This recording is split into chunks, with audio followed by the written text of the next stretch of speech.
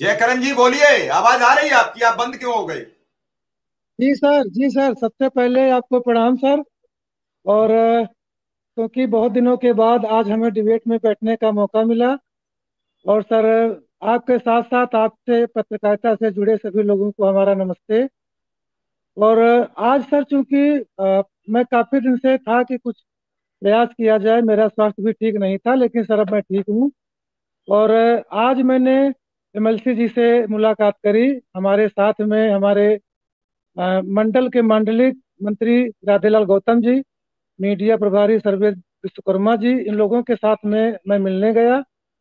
हमको पहले से भी जानते थे, और क्योंकि हमारा कॉलेज चलता है और माननीय एमएलसी जी का भी कॉलेज चलता है, तो बातचीत हुई तो काफ़ी सकारात्मक बातचीत थी। हम लोगों ने बात की तो कहा कि जो आपका ये मैटर चल रहा है, ये मुख्यमंत्री जी के संज्ञान में है।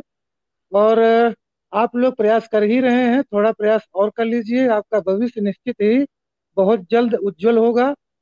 हमने ये भी कहा कि चूंकि भाजपा का लक्ष्य है सबका साथ, सबका विकास और सबका विश्वास, तो सबका साथ, विकास, सबके विश्वास में हम 1.5 लाख शिक्षा मित्र भी आते हैं।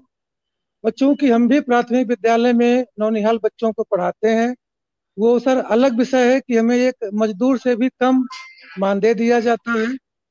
लेकिन फिर भी उन चीज़ों को हम बच्चों के सामने नहीं शो करते हैं। हम अपने आप को ही सब कुछ मानते हुए कि चलो जो भी है हम बच्चों के लिए समर्पित हैं। और प्राथमिक विद्यालय में हम लोग अपना 24 वर्षों से योगदान कर रहे हैं। और तो कहा कि नहीं, हम लोग ये बात जानते हैं कि आप लोग जो है तब विद्यालयों को खोलते थे जब टीचर नहीं थे, विद्यालयों में ताले बंद थे। और हमें सारी चीजें पता है और हम आपके लिए जल्द ही प्रयास करेंगे। हमने कहा आप प्रयास करिए और हमारी मुलाकात शीघ्र ही माननीय लोकप्रिय मुख्यमंत्री योगी आदित्यनाथ जी से कराइए। हम उनसे निवेदन कर सकें कि हमारा भी अब बहुत दिन हो गया। भगवान राम को भी 14 वर्ष वनवास हुआ था, हमको तो 24 वर्ष हो गया वनवास में रहते रहते। सब चीजें की काफी सकारात्मक रहा सर। और निश्चय ही अब हम लोगों का भविष्य उज्जवल होगा सर। जी सर। सविता जी, अगर आपको प्रोग्राम में रहना तो कैमरा ऑन करके बैठिए, बंद करके नहीं चलेगा काम।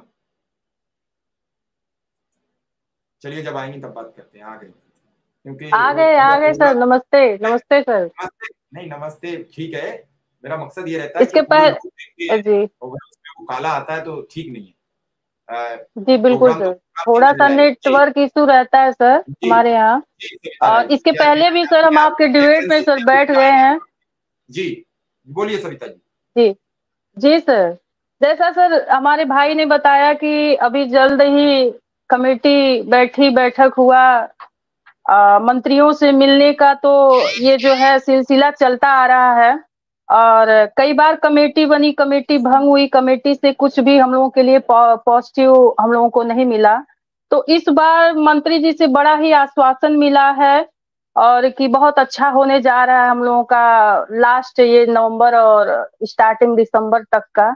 तो हम लोग भी उस दिन का इंतजार कर रहे हैं। जैसे मेरे भाई ने कहा कि 14 साल का वनवास तो राम जी का भी हुआ था और खत्म हो गया, हम लोगों का तो 24 साल का हो गया सर।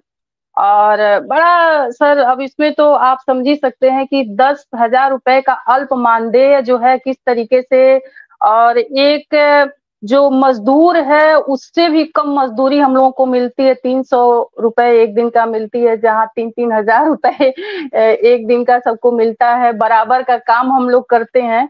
और जिन स्थितियों में हमको नियुक्त किया गया, उन चीजों को सरकार अगर नहीं सोचती है, तो ये सरकार के लिए भी और हम लोगों के लिए भी और आने वाले भविष्य के लिए भी ये चिंताजनक है कि जो काम करता है, बराबर काम कर रहा है, जिसने अपना गोल्डन एज बेसिक शिक्षा में निछावर कर दिया, आज वो 10,000 पे रिटायर हो जा रहा है।